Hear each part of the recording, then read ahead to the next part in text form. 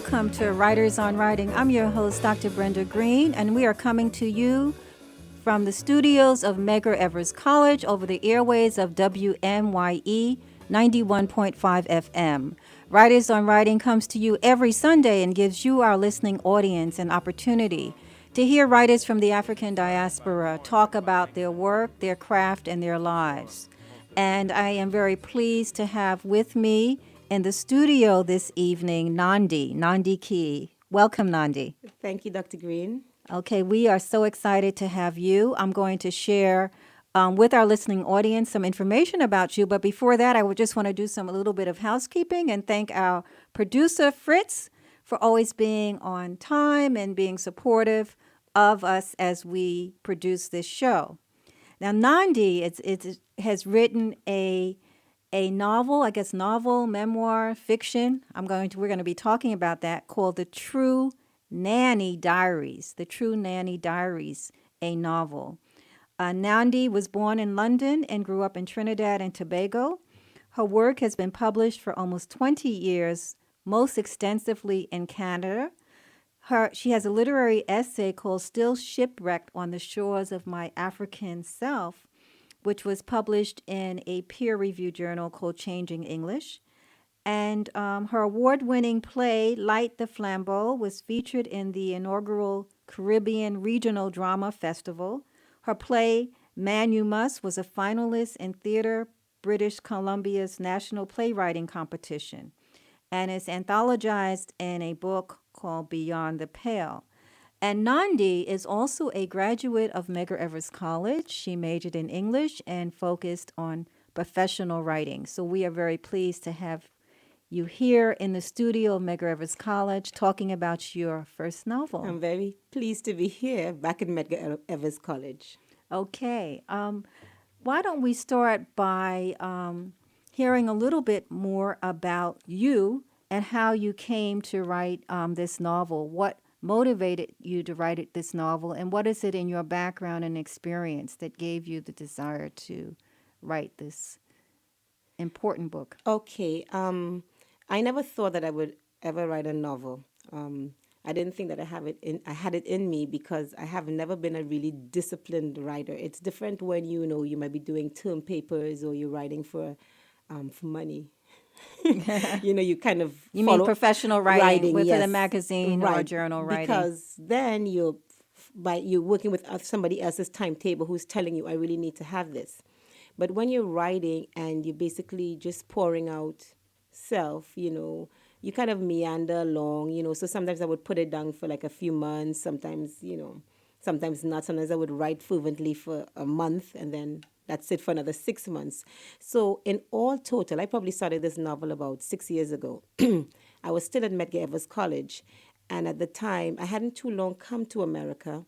And I actually had come on a Greyhound bus with my 10-month-old baby on my lap because I just wanted to do something different. I wanted to go back to school. I wasn't able to do that in Canada. And because I was a journalist there and there were so many pressures on me, so many distractions that I just kind of wanted to come in a new environment and just start all over. I didn't want to be known. I just wanted to study and do this degree.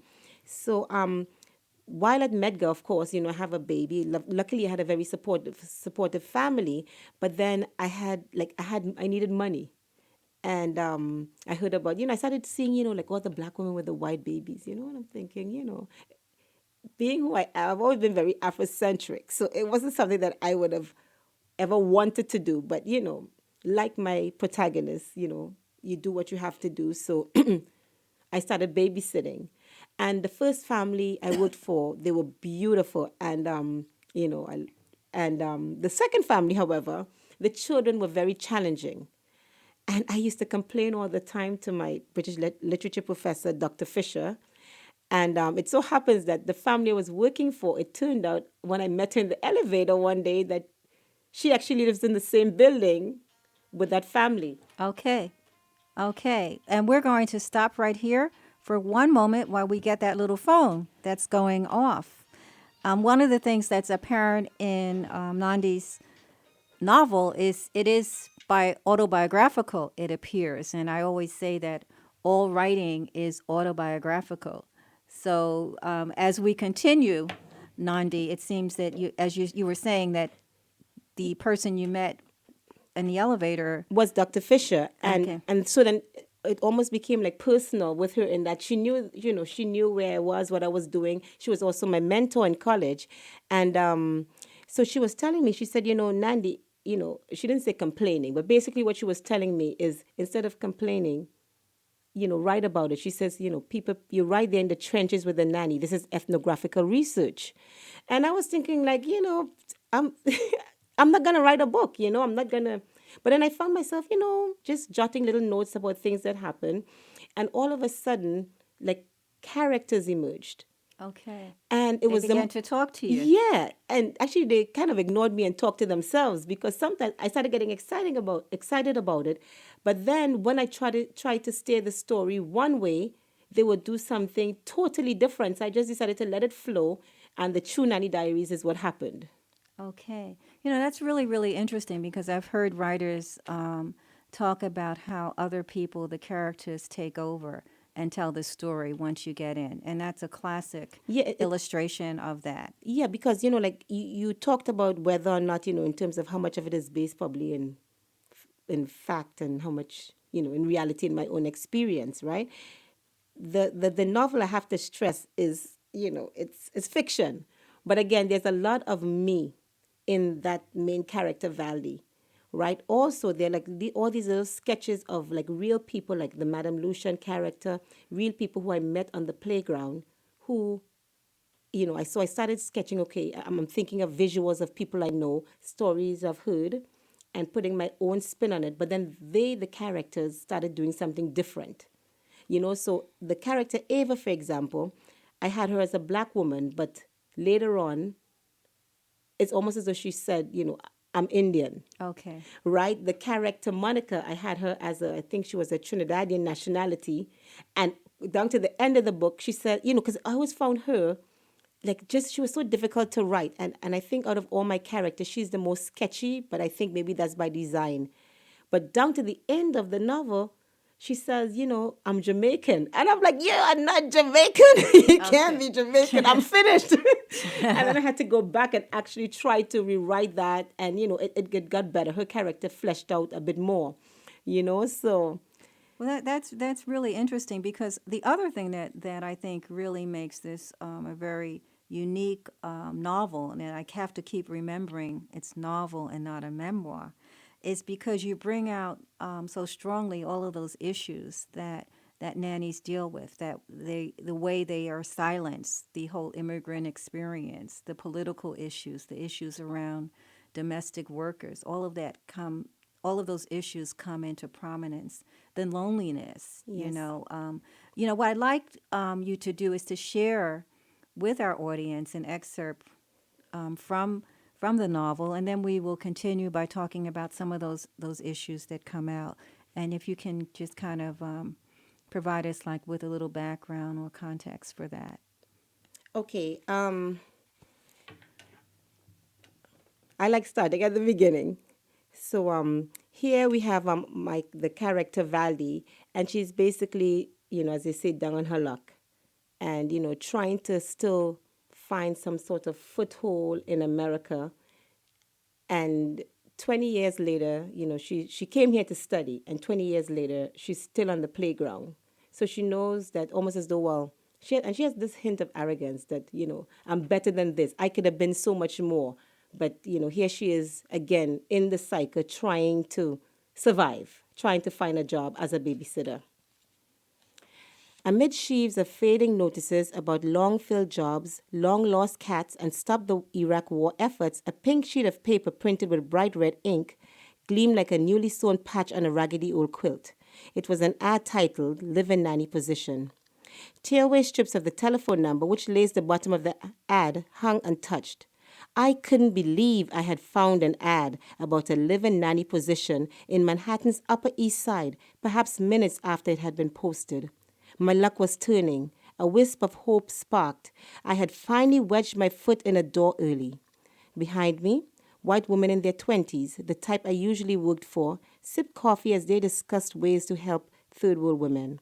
I wasn't leaving nothing to chance. I would pull the ad down so no other babysitter would see it. I reached up. Then it hit me that the person who had posted the ad could be in the coffee shop watching me. I dropped my hand and read. Live-in nanny position. Our babysitter needs a home. She crawls on the floor, she dances, she clowns, she wrestles, she makes faces. My girls really adore her, but her needs have changed and we want to pass her on to a good family. It was a nanny and not a nanny position that was available. That ad should have been titled Live-in Nanny Available, not Live-in Nanny Position, another wasted day spent scratching around for babysitting work in December. Like hens scratch other chickens' mess for food. Misery descended in curtains of graduated shades of gray. I wanted to call it a day, but that option did not take into account my looming homelessness. I would continue on to check job listings at the Y and at the big church on the west side. Later, before Christmas lights covered the city like a plague of fireflies, I would return to the basement room by the rasping boiler and go straight to sleep. I tried to push away the gray haze around me with reassuring thoughts that something good going to happen to me soon. At the very least, I could count my blessings that I wasn't working for that person who had described the babysitter like a monkey in that pink paper. She crawls on the floor, she dances, she be shucking and jiving in my kitchen all day long. Thoughts of that ad inspired a long Caribbean woman's suck teeth that zigzagged inside my mouth and screeched through my teeth. Go back, Valley. Go back, girl, and read that ad on the pink paper again. You missed something important. Read it again. I clapped my ears shut, but that only trapped the sing-song whining voice inside my head. Valdi, you listen to me. I said, go back and read the ad again, right now. I had already put 6 blocks between me and the coffee shop when I finally turned around and headed back. I read the ad again and bust out laughing. That ad had to be a big fat joke posted by some activist protesting employer views of babysitters or something like that. It was the only explanation. No employer would describe a babysitter like that and post a phone number for everybody to see. You're missing something. My eyes darted over the ad, focusing on the strips of numbers dangling neatly at the bottom. I removed the strip and examined it from the proximity of my palm. Girl, this number don't ring a bell? Suddenly, the piece of paper scorches my palm. I flick my hand and it drops, but the burning ain't stop. Fire rips through the right side of my body like overproof muscle rub, sending sweat gushing through my pores. I want to vomit, I want to pee. My tongue get heavy and my whole body tremble. I grab hold of a garbage can that was below the bulletin board and throw my mind back to hometown waters, Clifton Hill Beach, where I used to swim as a child. The burning stops, but not before a massive explosion in my right shoulder. Wow. Yes, that is very, very powerful. And we don't want to tell, Oh, we okay. don't want to say what happened, but that the language that you use to read that and the power, it really feels to me. And in reading that you got the details were so strong that it must have been something you experienced or saw, or did you No. totally imagine that? No, that totally. And again, Dr. Green, I don't think it's like imagine because when I was writing this novel, you know, it was, as I keep saying that, I feel like as though almost as if it wrote itself because sometimes I would write something and then look back and like, wow, because it's nothing, it was nothing in my experience. There's something that was in my experience too, that whole thing with the crackhead Okay. that happened and I just dramatize it, but this particular thing I think somehow I was able to really get into who Valdi was more than even any of the other characters. And she just spoke, and I too know while that might not have happened to me, what it was that she was actually being the one being described in that ad. That hadn't happened to me, but I know the experience of wanting to knowing that you should be somewhere else than where you were. Because even when I came, now I'm going to get autobiographical. When I came to Medgar, I had done so much already in Canada, and people thought I was crazy to leave. But, I came here as a student like everybody else. And also, I was on the playground babysitting. And I just did not, that is something that I did not want to do. I didn't like doing it. There was also the whole thing, too, because of, as I said, always being Afrocentric, that bothered me. And also, I know that it bothered African American women Okay. because I would experience that all the time. That the looks Right. and that we did this. We had to suckle white babies. Historically, we had to do this. Why are you here Yes. now? And I Yes. think my character makes a reference. She says, like, doing this job, the way African American women respond to you in particular, it's like, you would swear that you were, peeing on the grave of Martin Luther King or something, because they take it very seriously. So there were all these nuances involved with the job. And I guess too, because I didn't want to be doing it, and because I guess of my history in writing, in studying history, that I was very aware. I was like a sponge for everything. Like I would pick up on all these things. Right. So even though you didn't want to do it, you did it. And I think one of the powerful things about the True Nanny Diaries is that you bring to a level of consciousness some of the issues, because we have stereotypes Right. within our culture about nannies. This is something that maybe they want to do or they have to do. There's that tension between the African American and the Caribbean Right. experience, and that you bring, and that's a real, very real perception. What are some of the other issues that come out? What is this, the True Nanny Diaries revealing about the immigrant experience? Okay, well, I think the True Nanny Diaries, it is an immigrant story, and it's the whole idea of the alienation and the loneliness you can feel in America. Also, I just lost my train of thought. Um, God, I was going to make a point about something, but anyway, yeah. So it's about one of the things that fascinates me. This is a point I was about to make with the True Nanny Diaries, is that it's not only about what can happen to you in America, but what happens when you're in America. And for example, the women in the novel who were undocumented, Yes. right? And but they're here and they're struggling, babysitting, doing different things, trying to maybe set themselves up at home, because usually it's an economic situation why they're here. So they work hard, babysit, save their money, send it back home. Let me build a house. Let me do this. Let me do that. But also, what happens to a lot of the times when they're sending their money back to relatives Yes. and to friends, people who they trust, who they think are looking out for their best interests, and that trust is violated because they know you can't go back home. So okay, well, maybe they have good intentions. So I'll put back the money Right. before she's able to come or whatever. So that's also part of the immigrant experience. You know, so yeah, I think it's about loss and it's about alienation. And the other thing too is, like, one of the characters, she's a nanny, but she's being educated, and she has all her documentation, but she still has issues with being an immigrant here in Right. America, and I think self-esteem issues, because she's almost as though like she really wishes that she were white, or she were, she was something else. So yeah, Yeah. I think it points to, I hope, the need for some sort of immigration reform. Okay, yes, that's where I was going. The whole political issues and the issues that domestic workers have in general. Right. And the fact that a lot of the employers, there's almost like an don't ask, don't tell policies. Because I swear, I had, I just did it twice, two different families, and nobody, I mean, I wouldn't do that. I have a daughter, I wouldn't do that. But nobody even asked me for ID. I mean, I met these women on Craigslist, and I Oh, went, and they kind of went on vibe, and they hired me, but didn't ask me for ID. They didn't ask me if I was documented. They didn't ask me anything, because it's almost as though, you know, except we for don't the want to one know. woman, one woman. Well, not, but Dr. Green, we're getting, Okay, that's this right. is Nandi I'm talking about. I'm Right. not talking about Valdi. That's right. Okay. Right. Okay. Yes, Right, right, yes, right. I'm talking about yes. Nandi. Didn't ask for ID, and that happens with Valdi as well. But they didn't ask. So I'm thinking that, you know what I mean. You meet somebody on Craigslist. You go, yes, okay, you bond. You meet the family. They like you, but you're not gonna ask me ID. You're not gonna ask me for anything else. Why? Because then, if they ask you, okay, are you documented?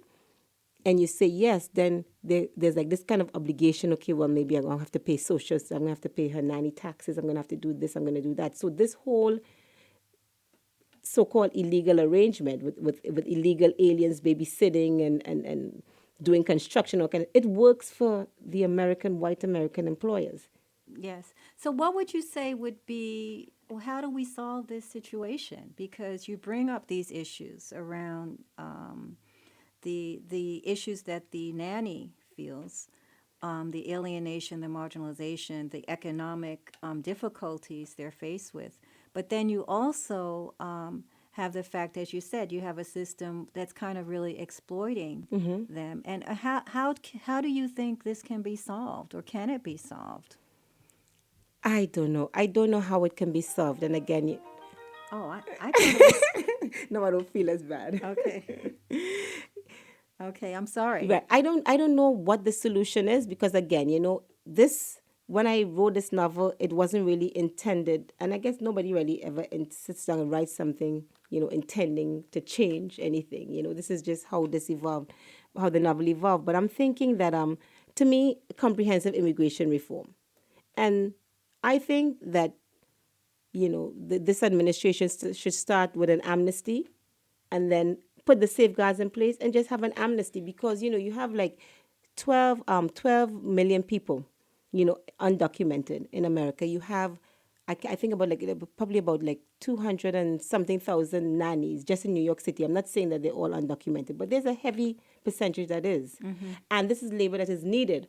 But then the other side of that is if we do this and we have this amnesty, are they going to be staying as nannies? Probably Right, not. right, You right. understand what I I mean? know. So then you have It's a another problem catch. with more Yes, people coming in. So it's yes. like a catch 22. So I really don't have the answers. Yeah, it's a catch-22, but it's a really very real situation. And it brings up the other issue, of course, is gentrification, because we're seeing that more so in the urban cities. Right. Yes. Particularly in Brooklyn, like, even the area, like was it Prospect Heights, Washington Avenue area, Yes. that by the museum, it never used to be like that. I mean, I was talking to a young man who has a house there about 20 years. He said, Nandi, I had to walk over like junkies on my doorstep when I bought this house. Now his house is worth like $1 million, and it's just, the area just rapidly gentrifying. And Yes. then now you're seeing what you used to see in Manhattan with the black woman with the babies. You're seeing it, like as commonplace on the streets of Brooklyn as well, all over Right, Brooklyn. right. The New York City has really changed. Let's shift a little bit back to you as we come down to a close. Sort of would like to know what you are reading, what else you're reading, what influences you as a reader and as a writer. Okay, what am I reading right now?